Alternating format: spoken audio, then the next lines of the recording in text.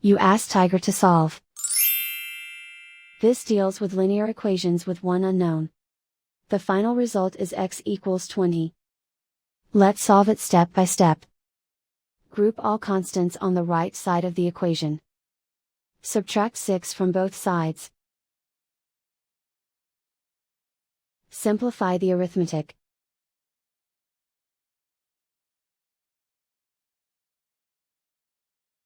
Isolate the x. Multiply both sides by inverse fraction 2 over 1.